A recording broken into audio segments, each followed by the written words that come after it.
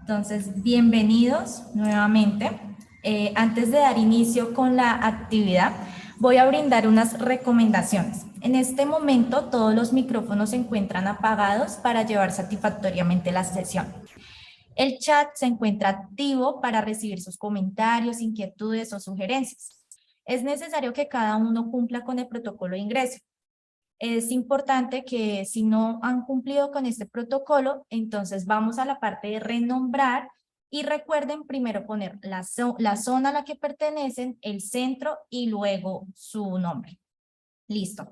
En el transcurso de la sesión se estará enviando el enlace de asistencia, el cual es importante que diligencien, como también el link de registro y evaluación. La asistencia se comparte con el fin de que ustedes reciban la grabación y el material complementario de la sesión. Entonces, dadas las indicaciones, vamos a darle la bienvenida a nuestra capacitadora, Narti Juliet, del Centro Nacional de Memoria Histórica. Entonces, bienvenida y ya puedes activar tu micrófono. Bueno, muy buenas noches. Muchas gracias, mujer, por esta introducción.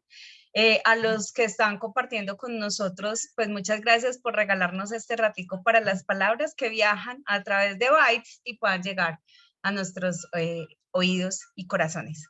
En esta oportunidad queremos hacer esta tertulia, la denominada Mujeres de Ecos en la Guerra, del Centro Nacional de Memoria Histórica. La biblioteca ha venido realizando junto con la Dirección de Acuerdos de la Verdad un acompañamiento al producto de este libro, que nos viene acompañando desde hace días, resonando y hablando.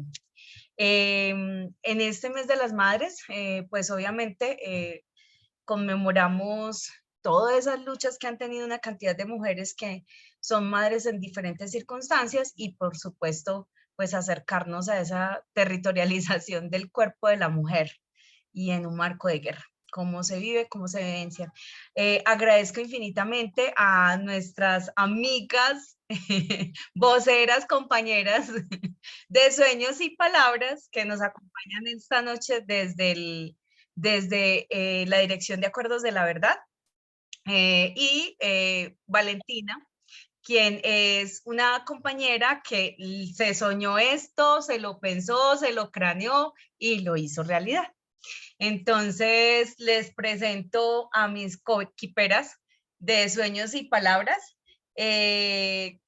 Tenemos una presentación siempre como muy protocolaria. Para mí diario me gusta saltármela.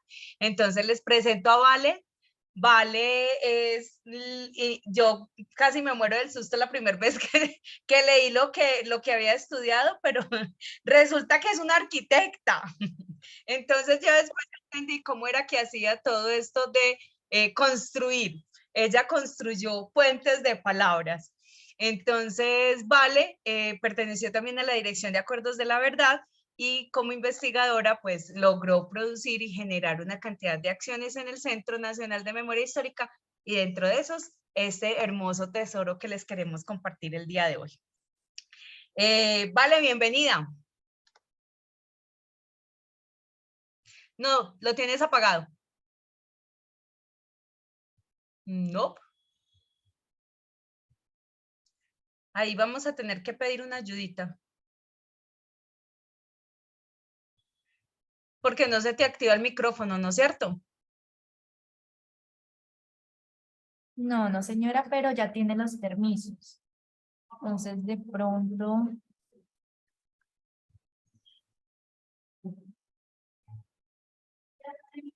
Yo creo que ahí sí, vale, listo. Ah, pero no te escuchamos.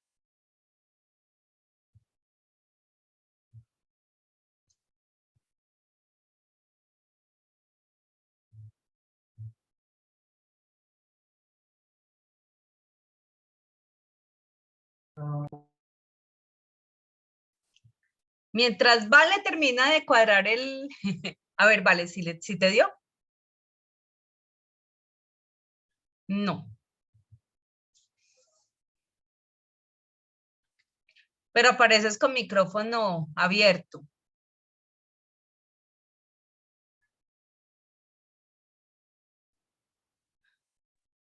Profe, Dale. pues yo no sé, sería que ella se saliera y se volviera a entrar porque Y sería a veces es problemas. como esa cosita así. Entonces, mientras les presento a Xiomara. Xiomara viene también de la Dirección de Acuerdos de la Verdad, también ha trabajado arduamente en este proyecto y su profesión, ella es licenciada en filosofía y pues como sabemos los filósofos tienen todo un proceso de construcción desde la reflexión y el pensamiento. Entonces, pues bueno, aquí viene trabajando con nosotros también como investigadora de la DAF. Así que, Xiomara, hola, ¿cómo estás? Hola Narti, muchas gracias. Buenas tardes a todos y a todas. Muchas gracias por estar en este espacio. Súper. Por aquí también nos acompaña, lastimosamente no vamos a tener la oportunidad de poderla ver porque tiene una dificultad con la cámara, pero les presento a Laura Escobar. Laura Escobar también es una investigadora de la DAF, de la Dirección de Acuerdos, y ella es politóloga, todo un proceso de construcción desde la episteme política. Y también ha venido trabajando, articulando todo un proceso de reflexión en torno a esto de lo que es el fenómeno del conflicto armado colombiano desde todo este espacio de construcción de la Dirección de Acuerdos de la Verdad. Entonces, hola hermosa Laura, ¿cómo estás? Hola a todos, todas las personas que nos acompañan hoy. Muchas gracias por esa introducción y bienvenidos. Gracias. Vamos a ver si Vale, ¿ya la lograste? A ver, intentemos, ¿Sí? ¿me escuchan? Sí, Perfecto. Muchas gracias, Narti, muchas gracias a todos los estudiantes y a la comunidad universitaria que nos acompaña. Bueno, yo voy a empezar de una vez con Vale. Vale, que fue la arquitecta de este sueño. Profe, qué pena interrumpirte un momento. Dime. La profe Vale me puede poner nuevamente de anfitrión. Es que no sé qué pasó cuando volví a entrar y aparece anfitrión porque necesito grabar la reunión, la capacitación. Entonces, No, yo no me salí. es Sí, que no sale sé. como anfitrión. Porfa, me puedes volver a poner para yo ponerte como anfitrión y poder grabar, por favor. Cuando dices que ponerte es ¿qué? Aquí en participantes, qué pena. O no sé si ya estoy grabando. Es que aparece grabando, pero no sé si esté bien ahí. Pues ahí sí me aparece como un bichito grabando a los lados de nosotros. ¿Será que Sí. queda la nube? Bueno, dejémoslo así y ya seguimos. Listo. Bueno, entonces, Vale, te doy nuevamente esa palabra que estaba haciendo referencia que tú fuiste la arquitecta de esto. Entonces, cuando estamos hablando de este producto tan hermoso, tan sentido, tan tejido desde la imagen, tejido desde las telas, los hilos, las palabras y las historias, yo sí quisiera como que nos contaras cómo surgió esta idea, cómo surge, cómo se gesta y cómo es la construcción de un proceso tan hermoso pensando que cuando uno habla de Dirección de Acuerdos de la Verdad, que está hablando de ese espacio donde hay testimonios, donde hay una cantidad de acciones en torno a esto del conflicto armado, donde hemos producido desde la Dirección de Acuerdos una cantidad de investigaciones y tienen un tinte muy académico. ¿Cómo surge esta idea tan hermosa y tan maravillosa? ¿Y cómo la creas? Bueno, Narti, a ver, digamos que leer para escribir Memorias de Mujeres en la Guerra fue una apuesta por componer una acción que invitara digamos, a la población de todos los territorios a ser parte de la acción que compone el esclarecimiento. El esclarecimiento como una acción creativa y también dispuesta para todas las personas y que todos debemos hacer en búsqueda de conocer lo que pasó, de cómo lo vivieron las personas que lo vivieron y también cómo nos vemos nosotros implicados en esas afectaciones que como sociedad todos hemos sufrido y que aunque no hemos vivido, si hemos sido afectados como sociedad y como una comunidad por lo que sucedió y sigue sucediendo, digamos, en diferentes territorios. Esta iniciativa hizo parte entonces de 6 dispositivos de apropiación social del Centro Nacional de Memoria Histórica con la Dirección de Acuerdos de la Verdad para divulgar los contenidos, los procesos y las personas que han compuesto y han ejecutado el mecanismo no judicial de contribución a la verdad. Sí fue una composición y un proyecto pensado desde otras esferas diferentes a las de los informes de esclarecimiento, porque están pensadas para diferentes públicos. Entonces, para aproximarnos a ellos y a diferentes temáticas que son tangentes a lo que sucedió, a los informes de esclarecimiento, pero que los informes no pueden abarcarlo todo. Entonces, hay algunas preguntas que nos podemos hacer para entender de dónde nace esta composición. Es, bueno, ¿qué pasa con los lugares de la guerra? ¿Qué pasa con las mujeres de la guerra? ¿Qué pasa con los paisajes en la guerra? ¿Qué pasa también con las herramientas de la sociedad que se han visto transfiguradas por el fenómeno paramilitar, ¿cierto? Entonces, ¿qué pasa con esas cosas que son tangentes, digamos, al conflicto, pero que digamos que no son el protagonista en la historia de, digamos, las víctimas, los victimarios, que ya también está mandado a recoger, pero es el discurso que tiene la luz focal. Gracias, Vale.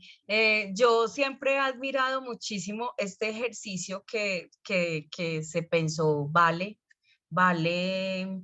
cuando en algún momento antes de que empezáramos pues ya estaban buscando como los evaluadores cuando yo me entero de este material, y me impactó muchísimo pensar en una construcción, no solamente por el hecho de ser mujer y sentirme femenina, sino que pensar que pues en el texto expresan que hay en este ejercicio del mecanismo más de 14.200 testimonios, y de esos 14.200 testimonios eran 1.604 habían sido de mujeres.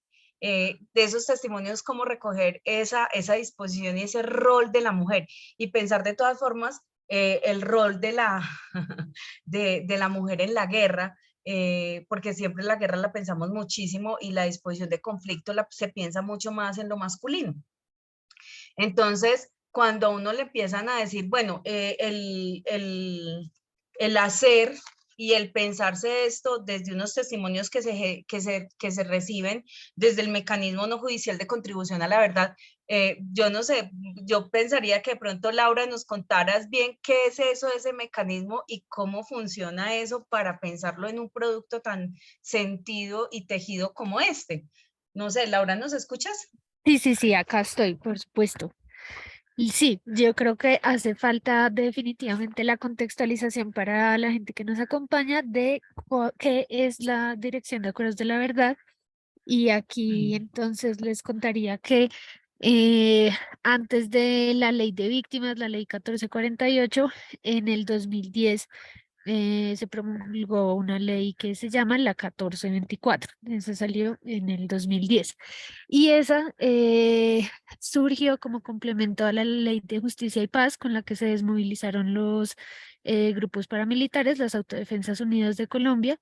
Y lo que buscaba la Ley 1424 era llenar un vacío jurídico, y ese vacío jurídico en lo que consistía era darle la oportunidad a personas que se habían desmovilizado de las Autodefensas Unidas de Colombia, pero que habían desempeñado roles rasos. Esto quiere decir que eran personas que, por ejemplo, se dedicaban a roles de vigilancia, de cocina, patrulleros, que no lograron ser cobijados por la Ley de Justicia y Paz. Y la oportunidad consistía en que ellos podían venir a la Dirección de Acuerdos de la Verdad a dar su aporte a la verdad sobre lo que vivieron durante su paso y participación por estos grupos paramilitares, con el fin de recibir beneficios jurídicos. Nosotros entonces desde la Dirección de Acuerdos de la Verdad recibimos estos testimonios y tenemos principalmente dos tareas con esos testimonios. La primera es acopiarlas, sistematizarlas y custodiarlas. Y por otra parte, la segunda tarea consiste en la elaboración de informes que busquen en esclarecer el fenómeno paramilitar en el país. Para esto, entonces, hicimos una serie de informes por regiones que buscaban explicar de manera territorial cuáles habían sido esas características del fenómeno paramilitar en el país. Eh, Sin embargo, pues tener esta cantidad de relatos acopiados, pues es una información muy valiosa para el país. Y entonces desde acá también se pensaron otros lenguajes, otros formatos para poder llegar a públicos más amplios, porque como tú lo decías, Narti, el grueso de la producción de la Dirección de Acuerdos de la Verdad son libros. Y pues digamos que eso tiene un alcance específico y bueno, de acá también entonces con este ánimo de democratizar y como estimular el conocimiento del fenómeno paramilitar, surgió este dispositivo. Gracias, Laura. Mira que ponerlo en palabras simples en castellano a veces cuando uno llega a entender y a manejar esto. Yo recuerdo cuando llegué al Centro Nacional de Memoria Histórica que me dijeron la DAF, yo dije, ¿qué? Y pensar que estábamos hablando de este fenómeno del paramilitarismo y empezar a encontrar una cantidad de materiales que yo sentía como me atravieso. Este material me generó mucho sentido y me logró bajar muchísimo, no solamente desde la postura que es muy importante y muy necesaria hacer esa construcción de investigación, de relevancia, pero también este material es de esos que definitivamente atraviesan el alma. El material está construido de una manera muy bonita y es que ahorita van a ver que surgen a partir de testimonios. Los testimonios se cogieron unos fragmentos, se seleccionaron unos fragmentos y de estos fragmentos unas mujeres, todos los testimonios son de mujeres obviamente, y varias mujeres se presentaron en una convocatoria de estos fragmentos que ellas leen, se apropian y tienen una construcción de una manifestación artística. Entonces, aquí van a ver, por ejemplo, no sé si se lo ve bien en la portada es este tejido que también es de una de las participantes.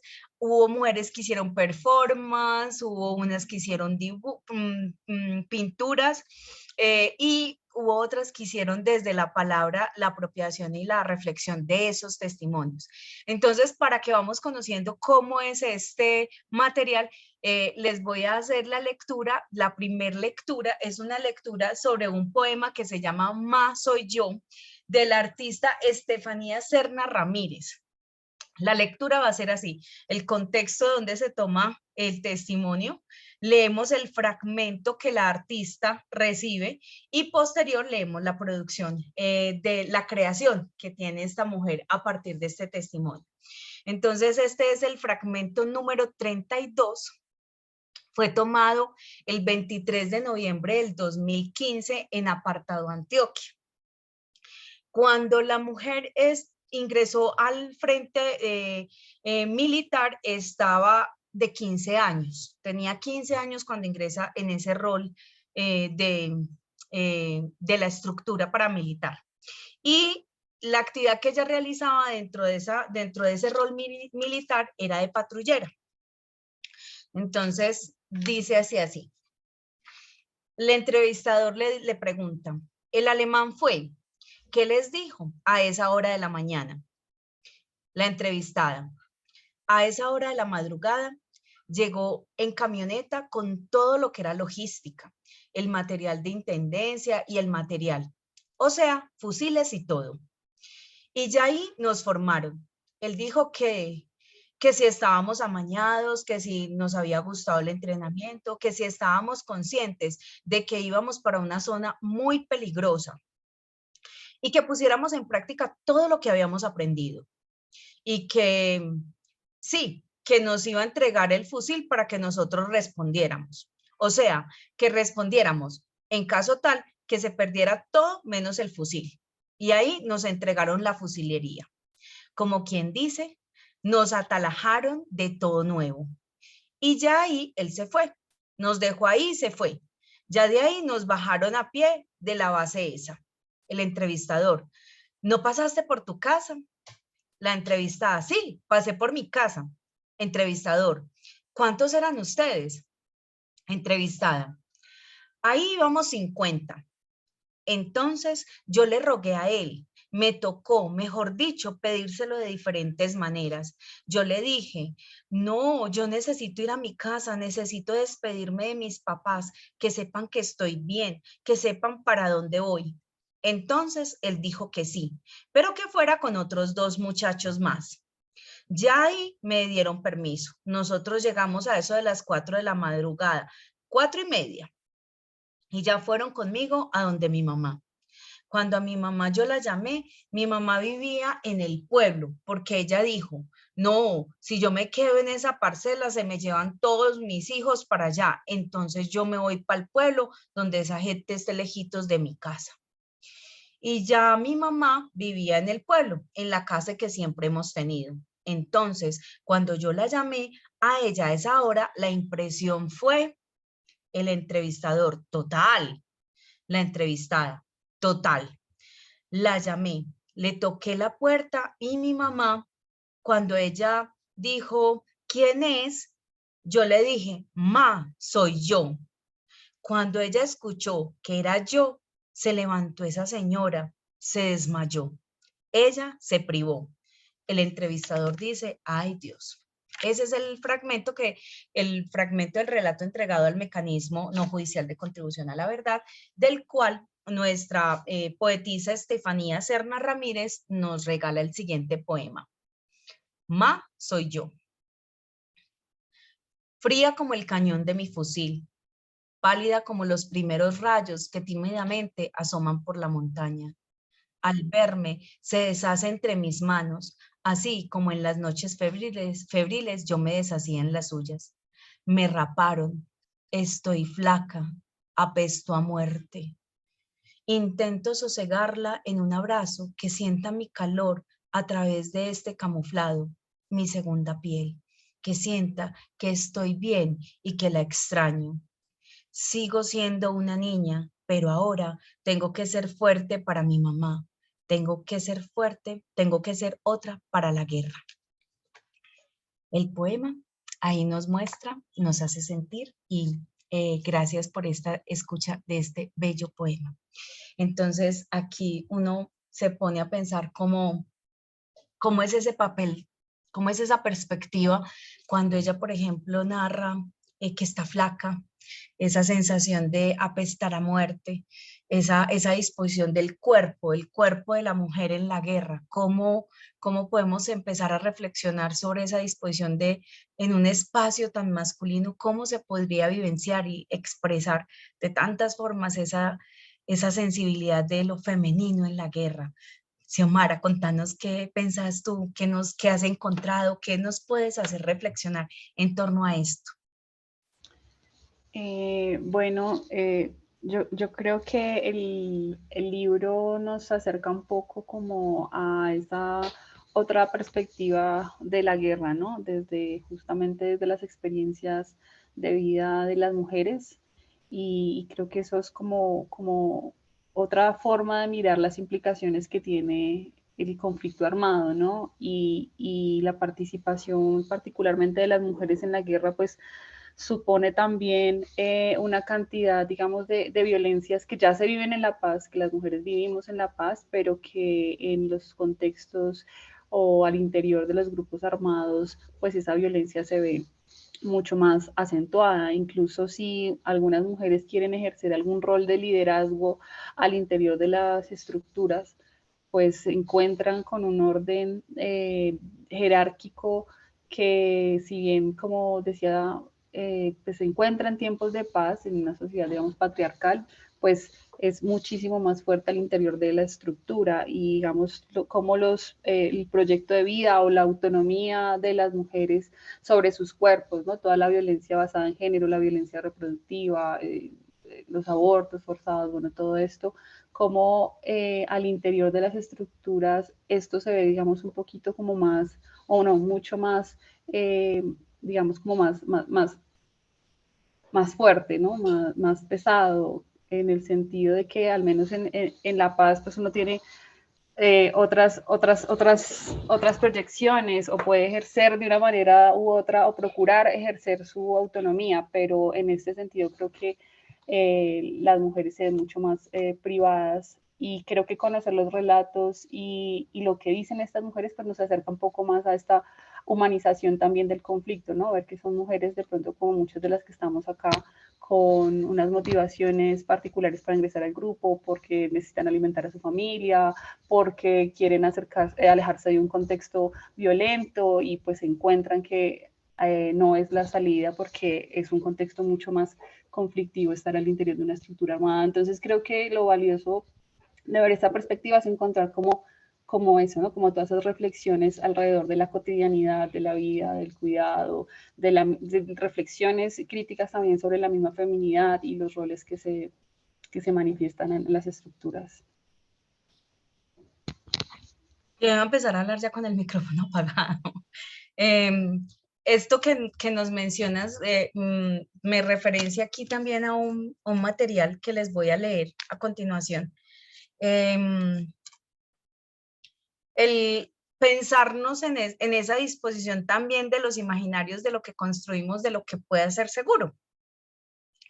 Y cómo también hay muchos motivos para llegar a ser partícipe activo de un grupo, de pronto por voluntad o no tan voluntad a veces, pero que también nos refleja esa disposición de posible seguridad que tenemos en el hogar, que también marca muchísimo a veces las acciones de por qué nos vamos. Les voy a leer este fragmento, que es el fragmento número 25, que fue tomado el 29 de septiembre del 2015 en Yopal Casanare.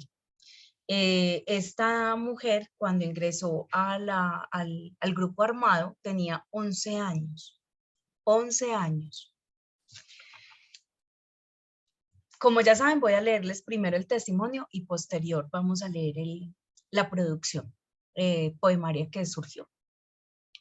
La entrevistada. Ese día eran las 9 de la mañana. Estaban mis 3 hermanos, mi señora madre, cuando venían bajando de la montaña un grupo de uniformados. Llegaron a la finca. Le dijeron a mi mamá que si tenía queso para que les vendiera y leche. Mi mamá les dijo que sí. Yo me encontraba lavando la loza. En ese momento me resbalé, me caí y se me partieron los platos. Mi mamá estaba cortando un pedazo de carne y ella me trató mal. Me pegó en la cocina. Entonces yo salí otra vez para el lavaplatos a recoger el reguero. Cuando le dije, pero es que mi mamá sí. Le respondí, sí, mal. Y mi mamá me lanzó el cuchillo. Yo me agaché y el cuchillo quedó insertado en el árbol. Incluso esa gente estaba ahí todavía cuando yo le dije, ¿pero qué? ¿Ahora me va a matar? El entrevistador, ¿y qué? La entrevistada, me colgó a la viga. En ese momento, los únicos que estaban eran patrulleros ahí y le dijeron a mi mamá que no hiciera eso. Mi mamá les dijo que no fueran metidos. Al momentico, como a la media hora de yo estar colgada, llegó un comandante. Le dijo a mi mamá que por qué yo estaba ahí. Ella le dijo que yo era muy grosera, que yo no le hacía caso, que todo, que le destruía las cosas. El señor me mandó bajar. Cuando me mandó a bajar, yo tenía las manos cortadas del lado y toda reventada de los rejazos que ella me había pegado. Entonces, él me dijo que fuera y buscara mi ropa, mis cosas, que yo tenía que ir con él, porque si no, mi mamá me iba a matar. Yo le dije que no me quería ir. Él me dijo, ¿se va conmigo o mato a su mamá? Porque su mamá es una bruta y su mamá no sabe criarlos. Me echaron, me llevaron con ellos. Duramos caminando 4 días por potreros. Cuando yo le dije a él que qué iba a hacer conmigo, él me dijo que me iba a llevar para la finca, que yo allá iba a estar mejor que el lado de mi mamá. Cuando llegamos a la finca había cantidad de hombres, muchachos con camuflados y armamento, niños. Niños de por ahí 12, 13, 14 años. Habían bastantes niñas. Me dijo que esa iba a ser mi nueva casa. Ese es el fragmento del relato entregado al mecanismo no judicial de contribución a la verdad. De acá, nuestra poetisa María Fernanda Ceballos nos regala el siguiente poema que se llama Mi madre. De una viga, como si con Jesús no hubiese bastado. Mi madre colgó mi cuerpo como un sacrificio que ofreció al primer postor que hizo arribo a la casa. Ir por mis cosas, salir del hogar, en medio de un rescate en el que perdí parte de mi vida. Había llegado a otro lugar en el que, como yo, había niños y mujeres, no sé si maltratados por sus madres, pero ahí estaban, como yo, al parecer salvados, como sacrificios o corderos dados a los dioses, que todo lo ven, que todo lo castigan. Bueno, este es otro de los ejercicios que nos hace preguntarnos muchísimo sobre todo Narti, esto. qué pena. Ahí me gustaría hacer un paréntesis. Sí, sí. Es que creo que los participantes no saben que el libro también contiene la información de origen de los fragmentos y la información, digamos, de origen de la autora, ¿sí?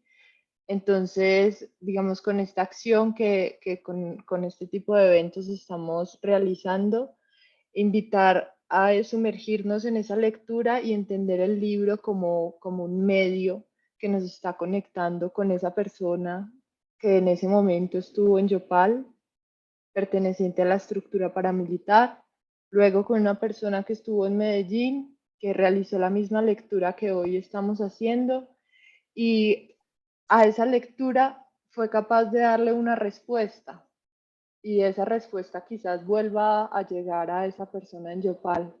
Y quizás nosotros también a través de esa lectura y esta conversación que estamos teniendo podamos darle respuesta a esa mujer que nunca pensó que al dar una entrevista para poder acceder a un beneficio judicial pudiera también acceder a una propuesta y a una convocatoria pues, de escucha y de conversación para aportar al esclarecimiento y a los procesos de memoria del país, del que en este momento estamos haciendo todos parte al realizar esta lectura y esta acción. Y vale, sabes que también hay como uno pensarse como haber vivenciado un proceso tan doloroso, porque esta niña de 11 años sale de su casa después de un proceso supremamente fuerte, para empezar también todo un proceso supremamente fuerte. Todas las configuraciones, todo el simbolismo que ello representa, pero además no solamente cómo transita una historia de Yopal y se crea otra historia en Medellín. ¿Cómo podemos tejiendo? ¿Cómo también pensarse que mi historia puede generar esa sensibilidad para que alguien más pueda crear a partir de ella? Eso creo que es extremadamente simbólico.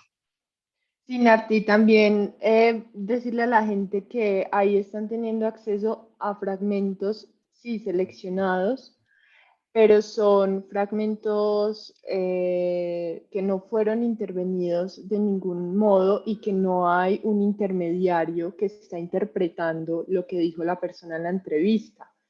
El intérprete es el lector, ¿cierto? Entonces, es ahí donde cada quien se pone el rol en el que se quiera poner y también construir sus posturas. Pero sí, decir eso, que en el libro están los relatos tal cual ¿Cuál? fueron Y además entregados. a veces es complejo leer porque, claro, las transcripciones son tal cual. Entonces, claro, hay momentos de muchos espacios y que incluso a veces uno pensaría que la idea todavía no está articulada. A veces también el ejercicio es, estamos leyendo la palabra Sí, pronunciada. así es.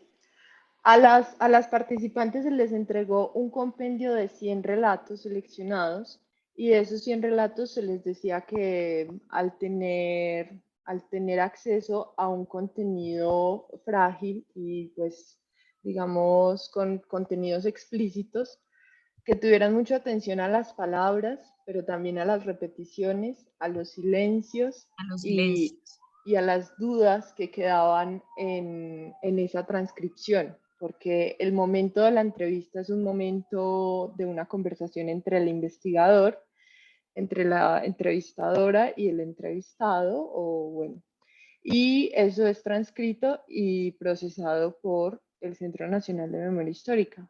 Pero al final, en la transcripción es fiel a las dudas, a los silencios, a los pensamientos que pueden quedar ahí, Marcados, sí, quedan marcados. marcados en una repetición Y o en lo claro, que las palabras no alcanzan. sí, en la lectura a veces cuando la realizo en voz alta, yo trato de hacer los silencios y hay veces que me pierdo, porque incluso uno dice, ay, pucha, aquí se quedó callada. Y lo que siempre decimos, esto es un tejer. Esto fue una construcción en la que hay un tejido grandísimo desde la historia de vida en una representación que se hace a partir de lo que vos decís con una intención de aporte a un proceso de verdad para un beneficio judicial, pero que representa el trasegar. Y cuando nosotros estamos hablando de esa justicia transicional, cuando estamos hablando de esto, de que hay unas garantías que debemos pensar en la garantía de no repetición, que es esa apropiación de esa historia que los otros tienen para poder yo sentirla, esto permite que realmente las palabras repetidas, los silencios, las palabras que no conocemos, es empezar a escuchar el otro y ver cómo también el otro atraviesa a partir de su historia y nos atravesamos y nos sensibilizamos en torno al conflicto y en torno a eso de lo que pudiéramos llamar el cuerpo de la mujer en la guerra. ¿Cómo es pensarse esto del cuerpo de la mujer en la guerra? Porque volvemos y reiteramos, la disposición de lo femenino es bien particular. Sé que Laura nos Y es que podría, te como meto siempre, la cucharada, sí. ay, gracias, métala, métala, Métala. hágale. Sí, es que yo creo que con esa intervención que hizo Vale, sí, es evidente que la apuesta de estos ejercicios es romper con los ciclos de violencia. Y ese romper con los ciclos de violencia tiene mucho que ver incluso con violencias que no necesariamente surgen del conflicto armado, de la violencia directa, de los asesinatos, de las desapariciones forzadas, sino que incluso vienen de esas violencias que son mucho más cotidianas y que están arraigadas pues en nosotros como sociedad. Y una de esas pues es las violencias basadas en género. Y acá digamos que este relato y también el texto que hace la autora a partir de esa lectura nos muestra las afectaciones que tienen esas situaciones tan violentas que vivimos con respecto al género, cómo afectan también trayectorias de vida que luego hacen que esas trayectorias de vida sigan inmersas, inmersas, inmersas en más violencias, en más violencias, en más violencias. Y pues acá la pregunta es, ¿cómo logramos romper con esos ciclos de violencia? Y acá digamos que en paralelo con la violencia en género, otro de los hallazgos del mecanismo es los impactos de la desigualdad en, pues como catalizador del conflicto armado, porque, por ejemplo, en otro informe que tenemos en la AF, el informe cuantitativo, uno de los hallazgos es que la principal motivación de las personas para vincularse a los grupos armados es y pues que no tenían los recursos suficientes para llevar su vida cotidiana, para comer, para dormir, para vivir. Y entonces ahí se van sumando muchas violencias que finalmente hacen que la guerra siga teniendo ese combustible.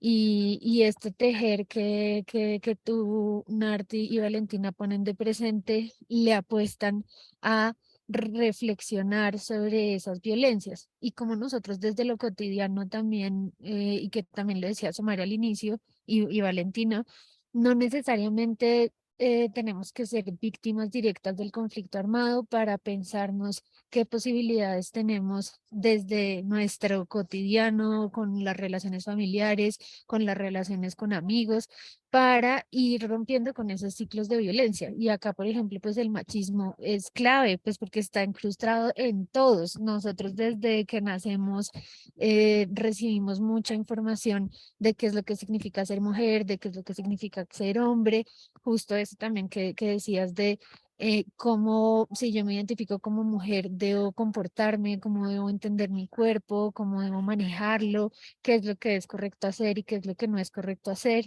Entonces, con estas lecturas, la reflexión también es, pues es como una invitación, ¿no? A pensar cómo desde mi cotidianidad y desde las violencias que no solamente se limitan a las directas relacionadas con el conflicto armado, puedo romper con esos ciclos de violencia.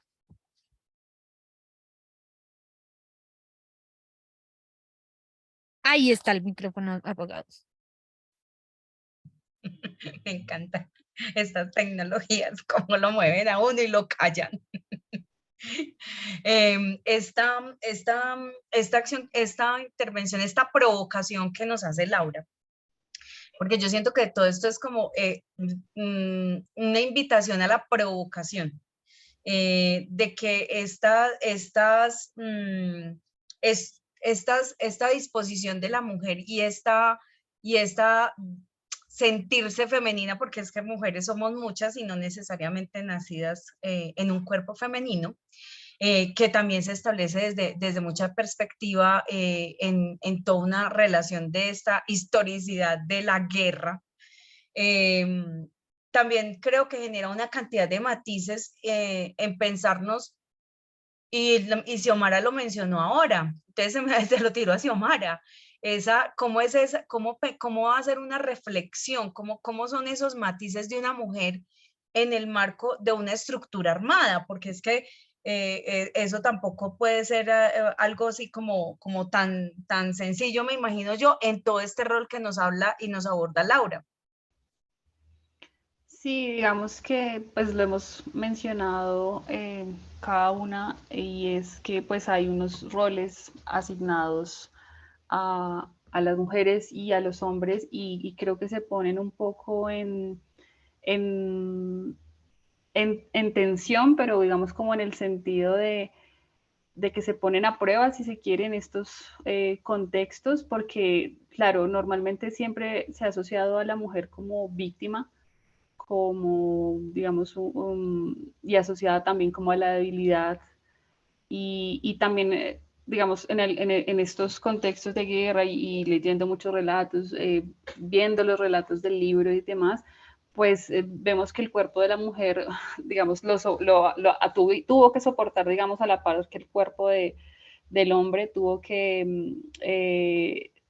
es muy curioso porque es contradictorio. Por un lado, los roles de género pues son como acentuados en el conflicto. Entonces a las mujeres se les asigna unas labores de cuidado, sobre todo de lavar, de ranchar, o se les asignan de pronto roles como de espías o de inteligencia, porque tienen que basar, digamos, en su cuerpo, digamos, esa capacidad de participar en la guerra, aún así está como muy asociada a ese tipo de roles, pero aún así tienen que cargar, tienen que caminar, tienen que hacer, digamos, todo lo que se supone que no es asociado o que no es asociado pues a la corporalidad femenina, y creo que eso también se pone como en tensión. Pero a pesar de que ellas en teoría quisieran ejercer un liderazgo al interior, o sus cuerpos pudieran responder ante todas las vicisitudes que se marcan en la guerra, pues finalmente la jerarquía masculina, pues tanto en la paz como en la guerra, pues se reproduce.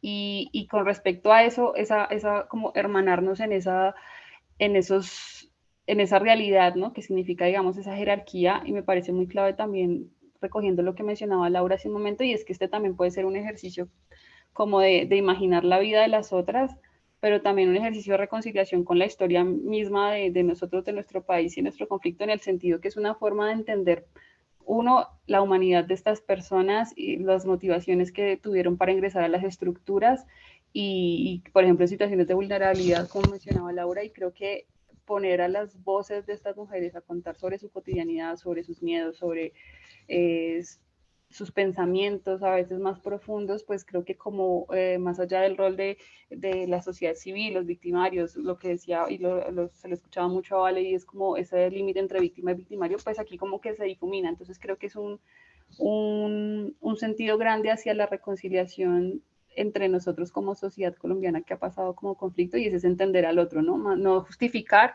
pero sí entender cuáles fueron esas condiciones por las cuales se vieron expuestas a la guerra, a jugar ese papel en la guerra. Sí, total. ¿Ibas a decir algo más, Vale? Además. No, que total con lo que Tamara. dice Xiomi, porque ahí no hay victimarias, ahí hay personas que como muchos han sufrido las crianzas dolorosas de las que hemos estado acostumbrados, los padres violentos, el idealizar el amor romántico y también la feminidad. Entonces sí, ahí hay personas.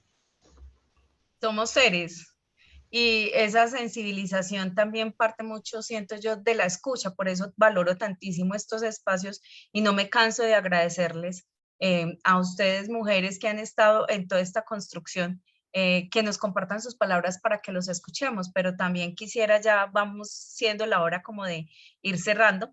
Tenemos 10 minuticos, nos gustaría mucho que quienes están aquí acompañándonos en esta hermosa escucha, pues también tengan como su voz para nosotros poderlos escuchar. Entonces, si alguno de nuestros compañeros y compañeras de acá de este espacio quieran compartirnos algo, hacernos una pregunta, entregamos la palabra en este momento y nos ponemos en total escucha.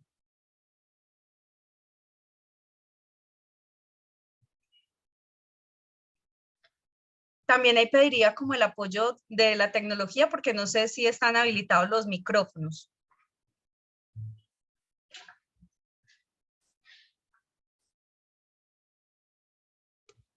Por aquí.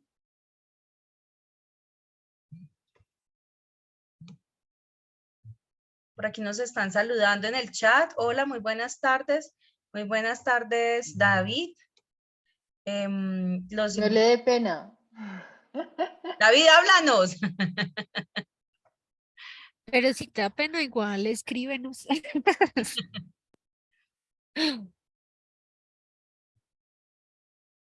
No sé si... Hola Tatiana, buenas noches. No sé Es si que nos me da pena, quisieran. profe. ¿Cómo Sí, David, te va a dar pena? Bueno, Tatiana, compártanos sus, pues como sus reacciones que sintieron con la el lectura de sentir. Narti. Ajá, también de pronto con algunas reflexiones que hayamos hecho nosotras. Todo es bienvenido. Sí, ahí podemos leerlos también si les da penita hablar. Como a David le da penita hablar, pero no escribir.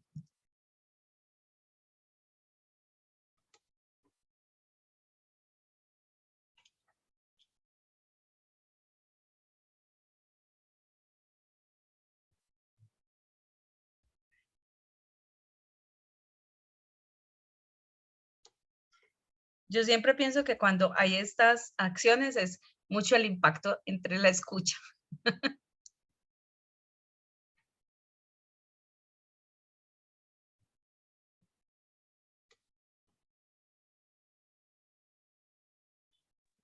Buenas noches.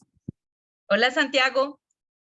Yo quería primero que todo pues agradecer por este espacio, que es muy valioso compartir como esos encuentros, esos resultados que han tenido y pues presentarlos, ¿no? Y también me parece muchísimo algo a resaltar de gran valor, cómo volvemos todo este conflicto, digamos, toda esta problemática, cómo tenemos la capacidad de volverla arte, digamos, con todos esos pasajes que nos compartiste y demás. Eso me parece muy valiosísimo y más si, digamos, tenemos una perspectiva, como en este caso es la mujer. Entonces creo que es de muy alto valor, mucho impacto, pero entonces quisiera saber cómo, qué formas hay de compartir más esta información, ¿sí? Porque obtuvimos, digamos que los informes de verdad y todo, pero hay muchas personas que pues no tienen la forma de acceder a esos resultados, entonces quiero saber cómo que, de qué otras formas se están entregando estos resultados o mostrando al público en general.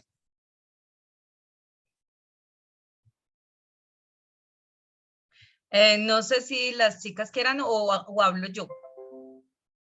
Si quieres, dale y te complementamos. Sí, dale. Listo, bueno, pues en primera instancia, Santiago, nos parece maravilloso escucharte. Em, es- Dentro de todo lo que es esta estructura que se ha venido manejando, que no solamente la ha realizado el Centro Nacional de Memoria Histórica, sino que tenemos una cantidad de instituciones y organizaciones que han venido abordando y hemos venido trabajando en el marco del conflicto armado en Colombia, que eso es una ventaja que tenemos en relación a otras instancias de memoria histórica que se han generado en otras historicidades de otros países. Ejemplo, Alemania, que después de todo el fenómeno que aconteció en su momento, muchos de estos procesos de memoria se hicieron posterior a. Nosotros en este momento lo estamos haciendo in situ. Y eso es una acción, creo que supremamente valiosa, porque como nos decía Valentina, estas personas están vivas, no estamos escuchando historias que acontecieron hace mucho tiempo. Hay muchos medios con los que se han trabajado. Obviamente la vinculación en el territorio, sabemos que no todo el mundo tiene acceso a Internet, ni todo el mundo siquiera en el territorio tiene acceso a energía, pero se han hecho espacios de encuentros para socializar la información que se viene, los procesos que se producen. Se hace una cantidad de formación.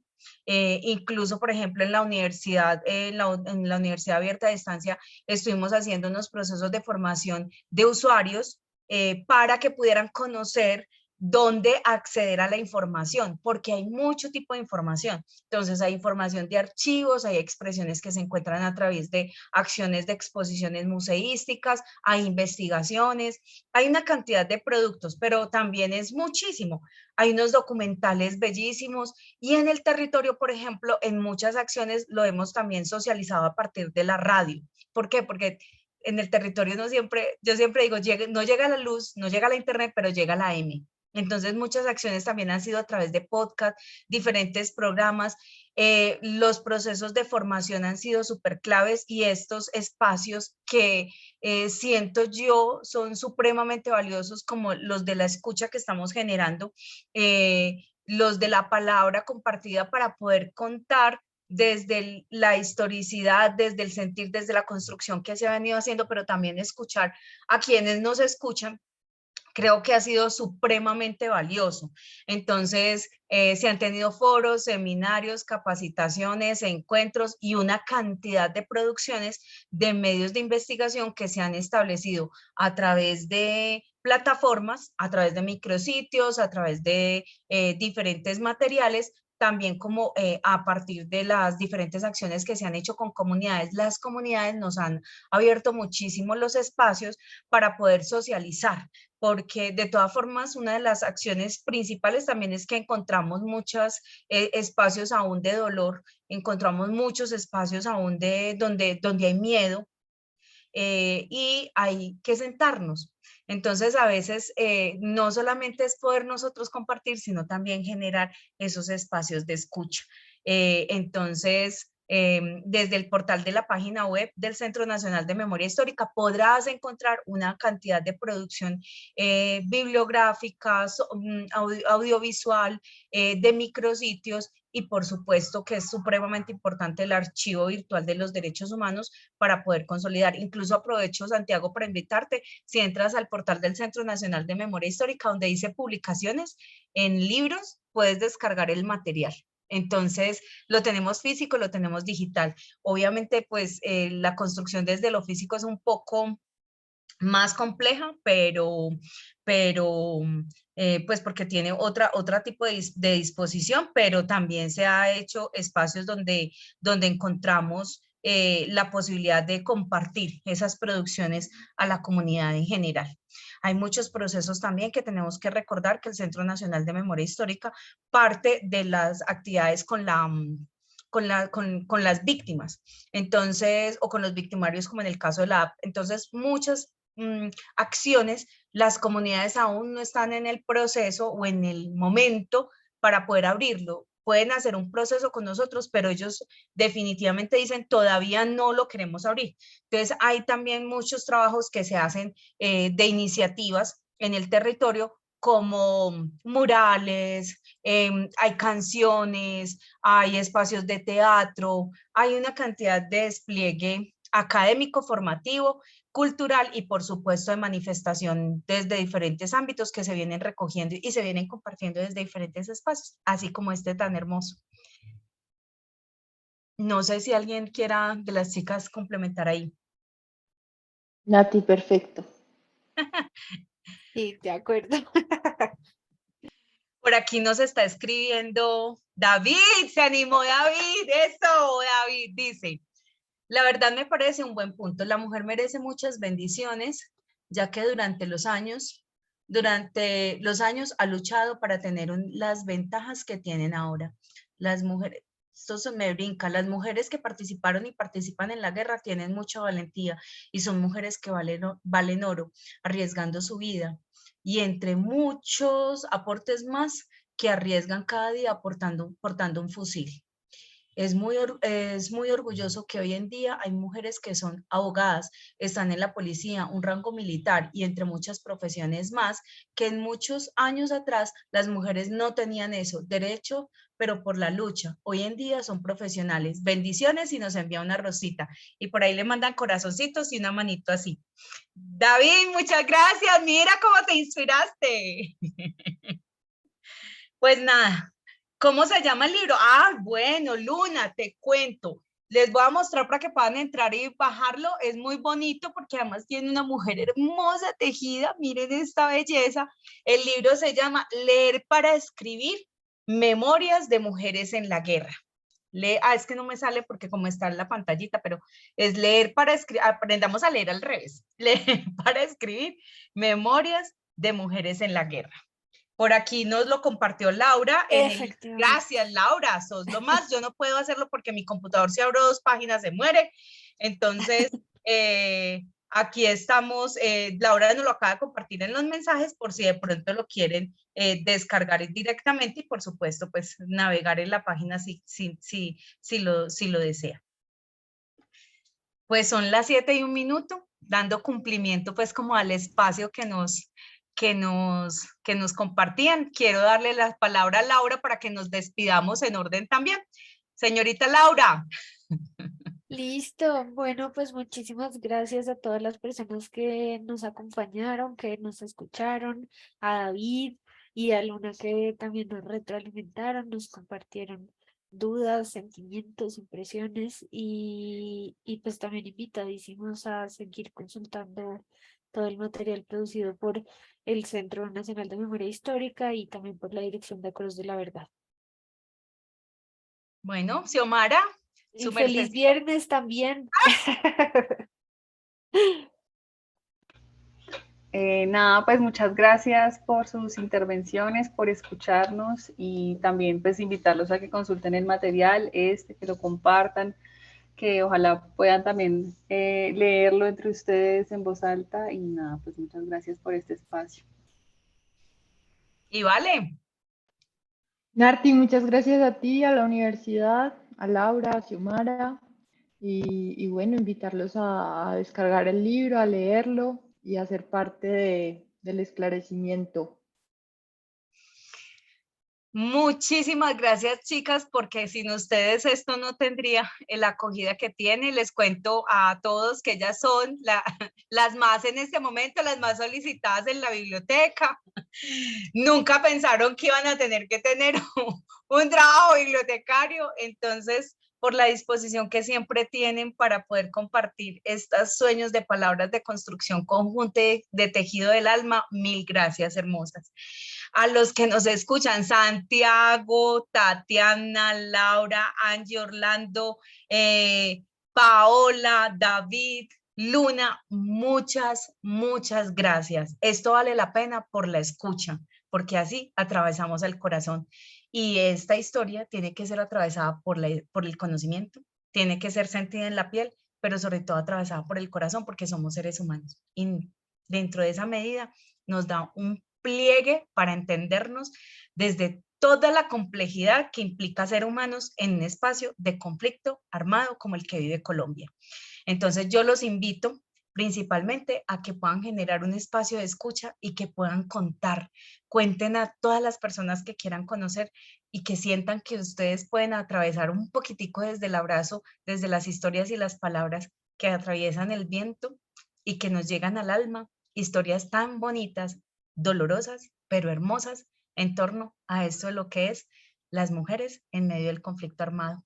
Entonces, les mando un pico, un abrazo y una gratitud infinita. Y chao. Muchísimas gracias a cada una por este espacio tan importante y por la información brindada.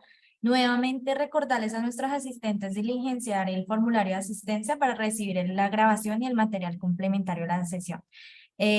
Asimismo, pues gracias a cada uno por estar pendiente de esta sesión y nuevamente mil gracias a cada una por este espacio tan gratificante y tan bonito. La verdad me encantó muchísimo toda la información que nos brindaron. Entonces, pues feliz noche a cada una y también a los participantes. Muchísimas gracias.